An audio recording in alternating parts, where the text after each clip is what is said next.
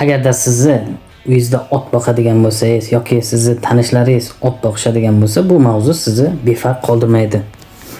Nega bunday deyapman? Chunki ko'pchilik uyida uy hayvonlarida kuzatadigan kasalliklarni, ba'zi bir holatlarni o'zim yoshligimdan bilaman. Shunchaki buni jin chaldi deb jinga yoyib qo'ygan odatlarimiz, holatlarimiz ko'p bo'lgan. Hozirgi videoda ham xuddi shu holatlardan birini sizga ko'rsatishga harakat qilaman. Ya'ni otlarda kuzatiladigan xulq-atvor buzilishlari bilan kechadigan kasallik bu va ayni O'zbekistonda kuzatilgan holatini videosini ko'rsataman.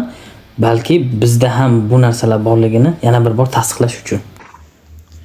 Mana sekin bir tomondan boshlayapti. Holatni oladi, oyoqlarini keng qo'yib oladi. Keyin to'liq kasallik alomatlarini ko'rsatadi. 1 2 1 2 1 2. Qanchalik og'ir bo'lsa, boshini qimirlatish kengligi shunchalik kengayib ketaveradi. 175 santimetrgacha.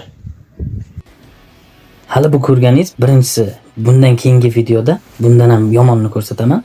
O'zi bu qanaqa kasallik? Bu bosh silkitish kasalligi ruhiy, otlardagi stressdan kelib chiqadigan kasallik bo'lib, chet elda bunaqa turdagi kasalliklarni 15 ga yaqin turi aniqlangan. Ayni otlarda kechadigan. Juda chuqur ilmiy ish qilingan, bu haqda ton-ton kitoblar yozilgan.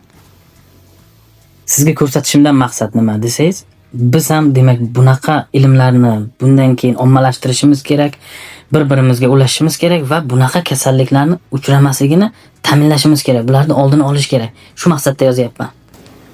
Shu maqsadda yozyapman bu videoni.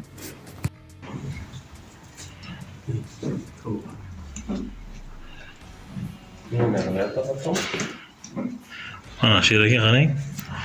Qanday neto bu ot. Mana qarang. Ko'ryapsan? Almashtirmasa bo'lmaydi, shep buni. Buni qarang ahvolni. Billahi, buni qarang.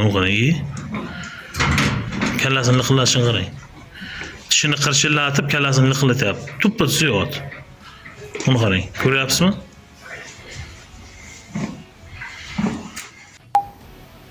Mana shu joyda bizda uchraydigan og'riqli holatimizda, ya'ni hayvonlarga qarash jihatidan bizning ahvolimiz qanaqaligini tushuntirib bermoqchiman. Videoda e'tibor berayotgan bo'lsangiz, buni yo'qotish kerak deyapti.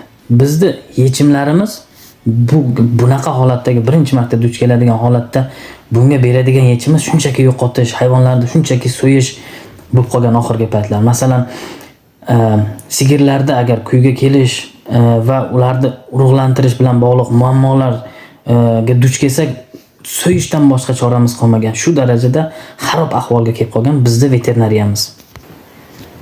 So'zimning so'ngida shuni aytmoqchimanki, siz bilan biz bir-birimiz bilan yaxshi aloqa o'rnatsak, savollar, javoblar olib, o'rtada muloqotni yaxshilasak, biz uchun hali kashf qilinmagan, balki boshqa joylarda qilingan ilmlarni shunchaki ommalashtirsak, bu narsalarni albatta davolashni, oldini olishni chorasini topamiz va kelajakda kamroq bunaqa holatlar bilan duch kelamiz degan umidda yozyapman bu videoni.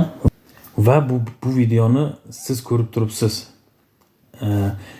Ko'proq foydali bo'lishi uchun yana o'zingizda bo'lgan qiziqarli savollarni qoldiring va bu videoni ayni ot boqadigan, otga qiziqadigan tanishlaringizga jo'natib qo'ying.